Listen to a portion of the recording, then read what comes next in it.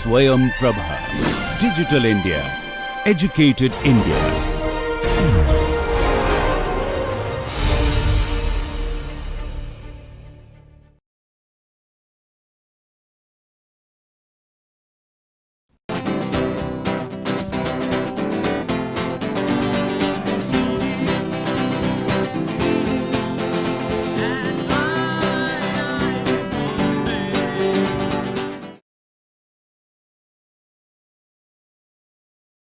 Although I have emphasized the significance of compositional skills, I think even at the cost of repetition, I would like to ensure that we are very clear about the critical questions that writing in English poses.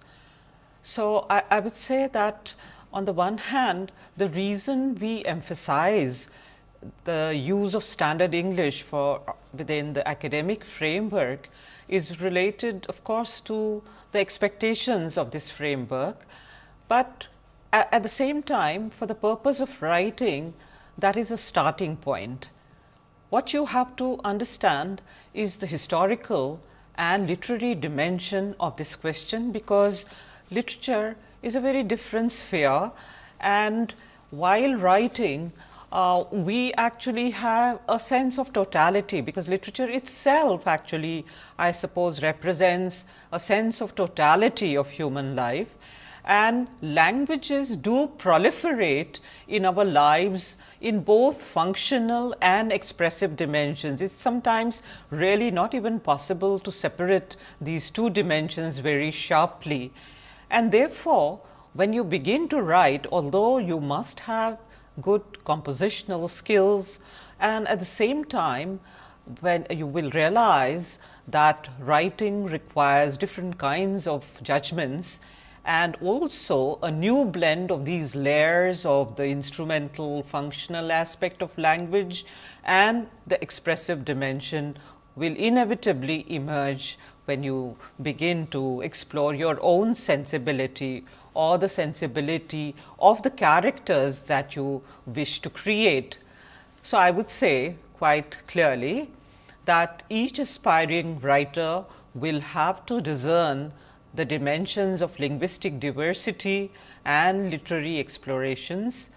I would also like you to look at Renal's response to the crisscross pattern of multilinguality and the manner in which she has taken care of it in her own growth as a writer. The question, and I would say the moot question then, still revolves around the use of English language. How do we come to grips with the question of English language in India? And I would very clearly point out to you once again, if that's not been clear to you so far, that we need to start with the history of English language in India. With reference to literatures in English that have emerged from previously colonized countries, Durant and Fabb have pointed out, and I think this is a useful insight which we can start off with. They pointed out that many current varieties of English began their existence as learned second language varieties, only later becoming a native language for anyone. And for this reason, these varieties are often called nativized varieties.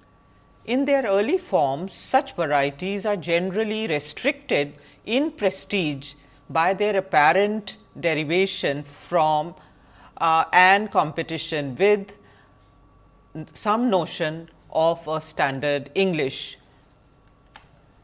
One part of the process through which such varieties gain acceptance as new regional standards is that of extension to their functional range from being used initially merely in servile and administrative registers through to a fuller range of varieties, humorous, intimate, poetic, etc. So, in other words, the English language has had many ups and downs in terms of its life in our context as well. And therefore, the use of English for creative purpose demands, on the one hand, the command of standard English, but equally great deal of alertness about the non-standard varieties in order to represent Indian use of English. As I would emphasize again, it is never a neutral situation. The process of creation reveals many strands of the writer's relationship with the language or languages and the realities they wish to evoke. So, even if the writer is not fully conscious of these intentions, the fact is that the reader inevitably would read the writer through his or her location in the country, and also therefore, the use of English is charged with whole lot of implications, complications. In order to help you understand this idea, very briefly we would present some illustrative examples, so that you have again a sense of what you are in for. The first example comes from Nissim Ezekiel's poem, The Patriot, where he seems to use broken English in order to depict a particular character. And let me read these lines from his poem. I am standing for peace and non-violence, why world is fighting, fighting, why all people of world are not following Mahatma Gandhi. I am simply not understanding. Ancient Indian wisdom is 100% correct. I should say even 200% correct, but modern generation is neglecting, too much going for fashion and foreign thing. Now, a poem such as this makes one wonder if the poet is mocking the speaker because he himself, as a poet and a teacher of English, an eminent professor, he had greater facility with English language, whereas his subject speaks a sort of Indian non-standardized variant. I would like you to read this full poem and examine your own response, and also check out if you feel that there is a kind of class divide between the poet and his subject. So, again, we are trying to suggest that use of English, even if you have a certain way of creating your characters through various languages that you intermix, but the fact is that the reader has the autonomy and the freedom to interpret it in his or her own way, and it also becomes part of the general cultural debates about the use of English language. It becomes a very, very politically charged debate actually. The second example that I have chosen for you is from Aravind Adiga's The White Tiger, in which, according to many critics, he uses what is described as Hinglish and other translation devices in order to create this character called Balram Halwai. Before I sort of go into that text or talk about Adiga's White Tiger, I do have to point out that Mulk Raj Anand had already broken the class and literacy divide by portraying the life and worldview of the oppressed sections quite consciously in the 1930s. In that sense, this is really not a new thematic realm at all, and of course, in regional writing, there is just such an abundance of this issue. However, when we come to Adiga's character Balram Halwai, we do notice a difference. He is very much a part of sort of globalizing India, and also he traverses a whole range of language and class oriented questions.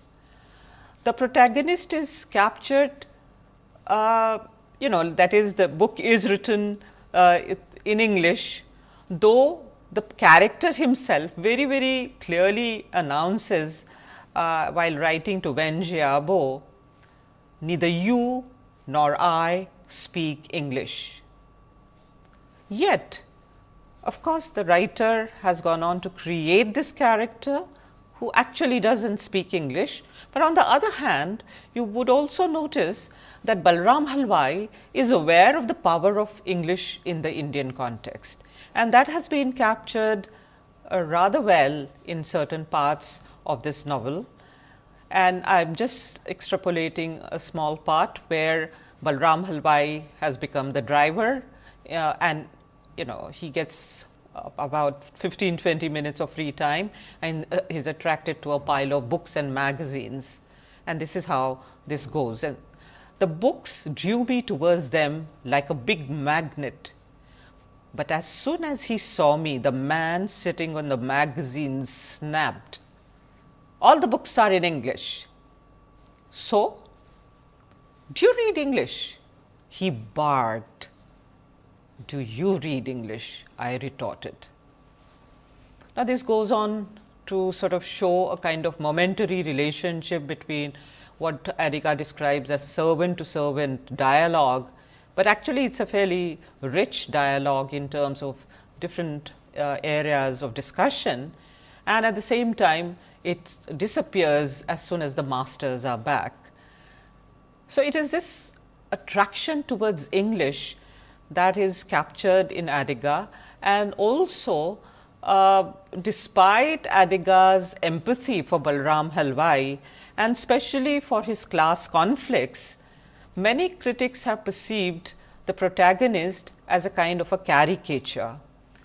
Although, as I have said earlier, Balram Halwai narrates the story in his own voice.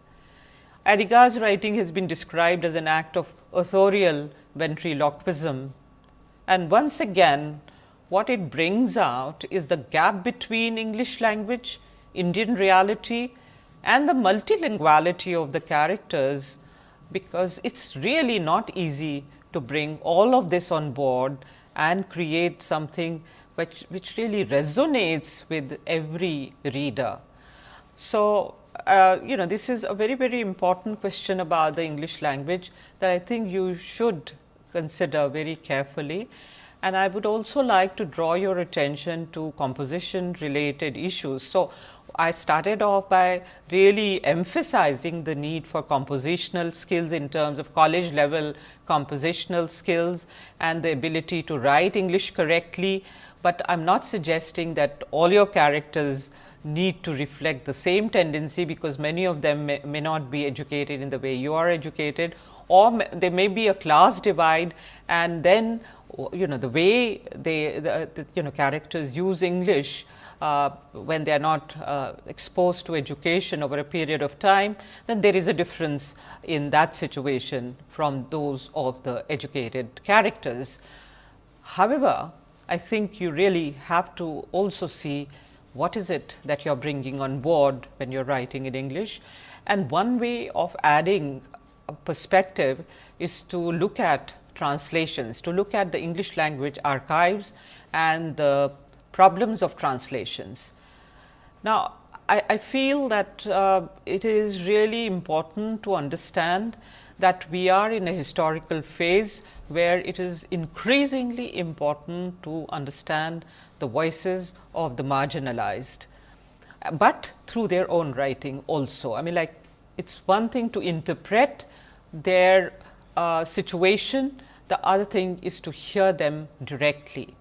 And from that point of view, you also need to judge whether the translated texts in the English archives do sufficient justice to what the oppressed characters or their representatives or the members of their community are trying to evoke, because there is a sense of collective power in that writing.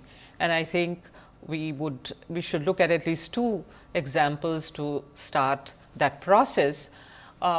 This particular poem by Arun Kamble was a very important Dalit poet. I think gives you a sense of the kind of struggle for linguistic expression that the oppressed go through. It is often been described as a transition from cultures of silence to cultures of articulation. I will just read these few lines. Picking through the Vedas, his top knot well oiled with ghee, my Brahmin teacher tells me, "You idiot, use the language correctly." Now I ask you, which language should I speak? I think once you read this poem, and if you can read it in the original, you would again find the same acute struggle, same sense of suffering and pain, because certain values and certain standards have been imposed. And that's why, I mean, when I talk about imposing the academic standards, I am really not trying to sort of suggest that it's the same kind of cultural oppression that you should not fight against. So, you have to see where you stand in relationship with all these issues and all these languages. The other example is from Utsalya, which is an autobiographical excerpt. This is how the editor of Painted Words has described Utsalya. This is written by Lakshman Gaikwad, an eminent writer from the Bhamta denotified community, and this excerpt describes his childhood, and you will be able to understand the intensity of this write up yourself. But I am not sure if that suffering, the intensity and suffering and the desire to change the situation comes through in the translation or not. Let me read this for you. Dogs barked as we wailed. Dogs also crowded it with us to lick the leftover food from the thrown out patravali. When the diners had eaten their food and left the hall, someone from among them would say, "Oh, there, throw these patruts some food." Then we would get half a roti and some vegetable in a bowl. Sometimes they would throw us leftovers from their patravalis. We collected these and ate them right on the street. But sometimes the guests attacked us, brandishing sticks, and abused us and drove us away. Thus hankering after food made me miss school quite often. Balacharya Guruji beat me severely. Things went on in this way, and then it was time for the 4th standard board examination. I used to think then that whether I studied further or not, I had to get through the 4th standard board examination, so I might secure a job either as a police constable or as a peon. So I studied very hard. I wished I could get into government service. So then, when we talk about composition, standard English, we are talking about standard English versus varieties of English. We are also talking about varieties of other Indian languages, because as I said, there is a kind of totality with which literary imagination approaches life and represents the interpretations of various facets of life. Writing in English and translation from our Indian languages continue to pose great creative challenges, and I think the quality of these literary acts reflect what we value most. So, do think about the composition issues. We have a few guidelines for you which we want you to be aware of. So, on the one hand, one is reading canonical work. The notion of the canon has expanded, it has become more inclusive. The voices from the margins are also part of the nationalist discourse, the canonization process. And at the same time, when you come back to yourself, let us remind ourselves that if you want to write for expressive purpose, it is extremely crucial that your compositional skills are in order. Let us move on to the importance of reading now. Reading is something we support very strongly, and as James Friel has said, reading is writing's mongrel muse. Think about it, see if you can actually relate to this idea. So, there are some general reading guidelines. So, we have talked about work which is very complex, complicated, demanding. You can selectively read these in terms of whatever you like most and work your way around. But we have a few ideas that we wish to place before you in terms of reading. we feel that reading is important to all fields of study, industry and recreation. Whether you are an engineer, a scientist, a writer, an artist, the habit to concentrate on, analyze words and through them ideas increases the scope of your creative faculties. And I must add that it is Neha who was very emphatic about this, and I want to thank her for these ideas, because sometimes as an educationist I sort of begin to wonder if I am overstating the case, or will they get feel oppressed if I make too many suggestions. But I think these are non-negotiable elements of the success that we want. That is, your compositional skills must be right, and you must develop a reading habit in case you don't have reading habits. One more idea regarding this. Reading, we feel, is important for personal and professional growth. Would like you to read widely and consistently. Spread your reading interests into various fields of study. You do not have to be restricted to only literary readings, although we think that they give a kind of richness that one should not deny oneself. So, you should dip into any kind of reading and start small and expand gradually. Do not feel daunted, that is what we are trying to suggest, but also one has to realize that there are certain basic skills, there are certain basic requirements without which it is really not possible to get very good results. We also would like to endorse this idea that you can pick up ideas from different domains and analyze them in relation to each other. This is an idea we will develop further in the next lecture or two, and we are really interested in breaking boundaries. So, on the one hand, the discourse may seem like it is a heavily literary oriented, literary come performative discourse, which is what I owned up right in the beginning, but it is really not the domain of the specialist, so to say. It sort of allows and foregrounds the discussion in a manner which is accessible to all of you who are serious about your ideas. Hello, I am Himanshu Singh, and this is my take on reading as a writer. Author Nathaniel Benchley once said that he found bookstores too depressing to enter. All these books, each aiming at immortality, sitting there on the shelves, untouched, unloved. Who else would keep the art of reading alive, if not for writers? Reading is one of the best sources of inspiration at a writer's disposal. He can witness the skills of others as well as learn from their mistakes. A writer's worldview is a galaxy of bright colors, encompassing all that he has seen and experienced throughout his lifetime. Joy, sorrow, anguish, despair, triumph, to name a few.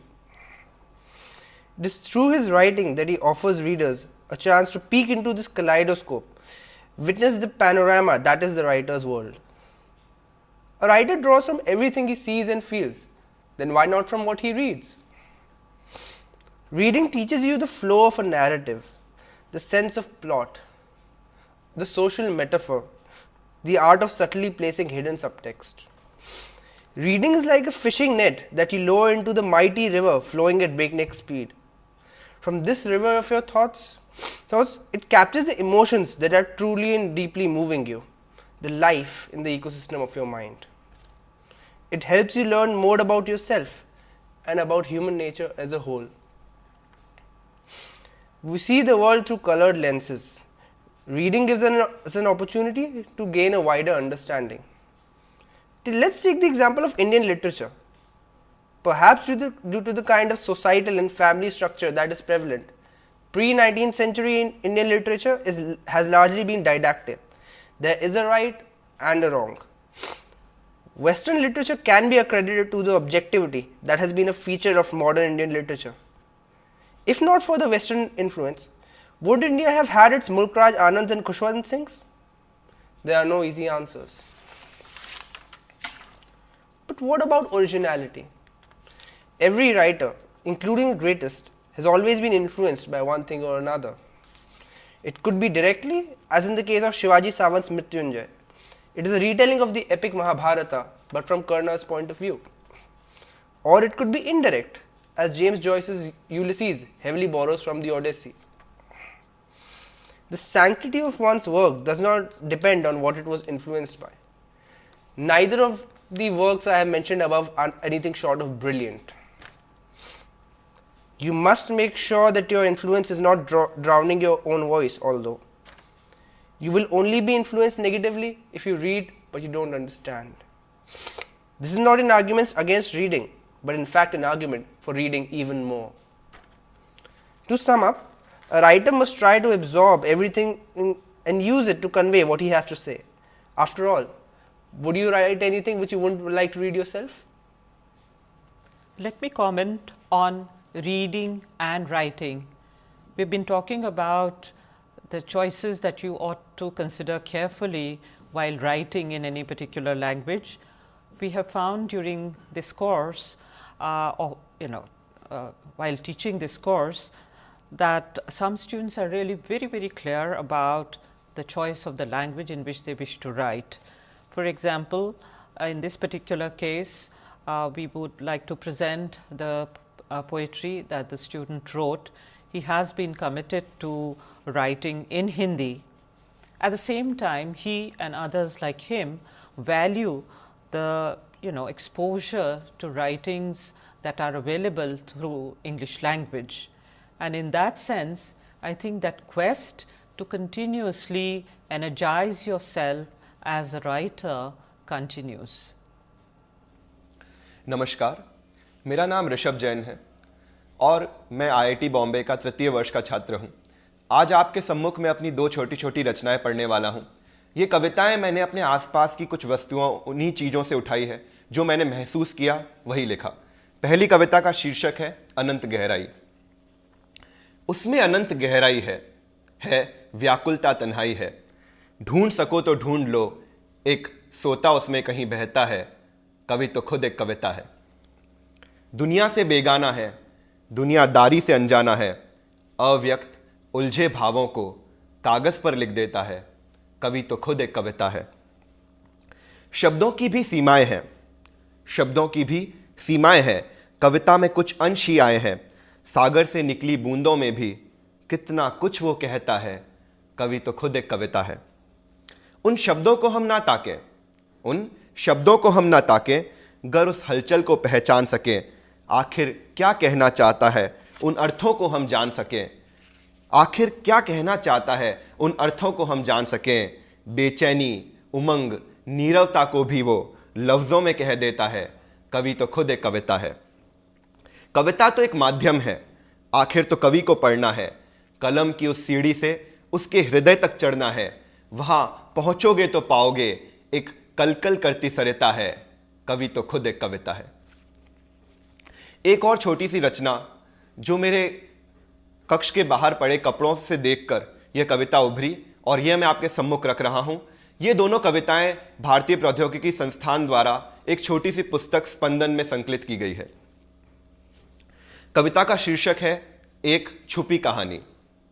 हर बिना धुले कपड़े की एक कहानी होती है, सिमटी हुई सी, कभी आस्तीन, कभी जेब, कभी महक में छुपी। झांकते हैं कुछ लम्हे, कुछ यादें उन सिलवटों और निशानों से, और सुनाते हैं कहानी उस सफ़र की जो कपड़े के धुलने के साथ ही भुला दिया जाएगा। हर बिना धुले कपड़े की एक कहानी होती है। चौराहे पर बैठे उस बूढ़े भिखारी का कुर्ता दशकों से नहीं धुला, उसमें छुपी है अनगिनत सच्चाइयां और लाचारी भरे लम्हे कई, पर मोटे उपन्यासों को पढ़ने का वक्त किसी के पास नहीं। पहाड़ के उस पुराने मंदिर में जहां अब कोई नहीं जाता, एक ध्वजा लहराती है, कहती है कहानी उन दिनों की जब इंसान इतना नास्तिक न था। हर बिना धुले कपड़े की एक कहानी होती है। अक्सर ये कहानियां वक्त बावक्त धो दी जाती है एक नई इबारत लिखने को, पर कुछ कहानियों को संजोया जाता है सुनाने को। जैसे जैसे कि वो अलमारी में बड़े जतन से रखा रुमाल फिरंगी मेम का चुराया था, उसमें महक आती है परदेस की। हाँ, और जैसे वो मफलर जो भैया को उनकी सहेली ने दिया था, छूने भी नहीं देता किसी को। हर बिना धुले कपड़े की एक कहानी होती है। लेकिन अलमारी में बिल्कुल पीछे एक फौजी वर्दी टंगी है चचा जान की। लेकिन अलमारी में बिल्कुल पीछे एक फौजी वर्दी टंगी है चचा जान की। घर के बड़े कभी कभी अकेले में उसे देखकर रो लिया करते हैं। उस वर्दी पर आखिरी कहानी के कुछ जख्म बचे हैं। अब उसकी सिलवटों में कोई नई कहानी नहीं भरता, क्योंकि उन हरी स्लेटी सतहों पर लिखने वाला लंबी छुट्टियों पर गया है। हर बिना धुले कपड़े की एक कहानी होती है। शुक्रिया। We want to point out that the purpose of suggested reading is to provide reference material to be read in the context of the discussions we have had and to delve into these resources at your own pace. And now we have listed these in terms of how we group the material together and not in terms of any other system, the traditional system of grouping it in terms of the names of the authors etc., in alphabetic order. So, we have placed Rushdie's Midnight's Children, his vintage book of Indian writing 1947 to 1997, and Vikram Seth's A Suitable Boy together. All these you can read or at your own pace selectively if you want to begin with. Then we have for Mahashweta Devi, Samik Bandyopadhyay's Mahashweta Devi 5 plays, which also contains the interview that I referred to and many ideas related to how she wanted to explore folk theatre, folk tradition and also place it in contemporary context. Devi's Painted Words takes her work forward because she was able to inspire the tribals to present their own work in public spaces in a somewhat modernized public space and not within their own community. So, Painted Words has many myths, legends etc., from tribal sources, but it also these are translations and one particular play is definitely included here, which is presented in more secular spaces, more as I said cosmopolitan modern spaces. The next book is really a delightful take on Indian English and how we sort of many times make some funny errors with the use of English. We want you to read it because while you are experimenting your own and while you are also exploring your own consciousness in multiple multilingual framework, we would not like you to lose sight of the significance of standard English, because unless you have enough grasp of standard English, I think that experiment can fall flat on the face. So, by way of a sobering reminder of the pitfalls of this approach, we would like you to have a look at John Binu's Entry from Backside Only, Hazar Fundas of Indian English. The next book is a book on composition, reading and writing from literature, and in addition to a lot of other Indian material, we also have been using this for, as I said, the core course and the minor program in IIT Bombay. The particular course that I am sharing with you, I place it within the framework of elective, which is meant for 3rd, 4th year students of IIT Bombay, and I suppose it does require certain amount of maturity and also certain amount of clarity about one's own initial interest in creativity and creative processes. And the last book is again sort of a book which is useful. It's called the Writer's Workbook, and for people who have started writing and they are in the early stages of this process, the book is useful. And in fact, the James Friel quotation is from this book, where there is a whole chapter devoted to the reading process. There are many other exercises they have collected in order to develop the writing and compositional skills, and so from time to time we will dip into it. You can also dip into it if you so desire. So, this is our reading list, and the last one, oh yes, I should not forget this. These are set of interviews. So, Meenakshi Sharma's book The Wordsmiths contains interviews of various writers including Mashweta Devi, Krishna Sopti, many others. And the Paris Review interviews we recommend very strongly for a number of, for almost all the interviews and the probing depth of these interviews. There is one more reference here, which is to Neelam Srivastav's essay Language of the Nation in Salman Rushdie's Midnight Children and Vikram Seth's A Suitable Boy, which was published in Ariel, a review of international English in literature, volume 36 in 2005. We really would like you to read this essay, because it will clarify many of these ideas of code mixing, especially by way of these two texts and Indian writing in English. Finally, a quotation for your consideration: imagination is the beginning of creation. You imagine what you desire, you will what you imagine, and at last you create what you will. Thank you.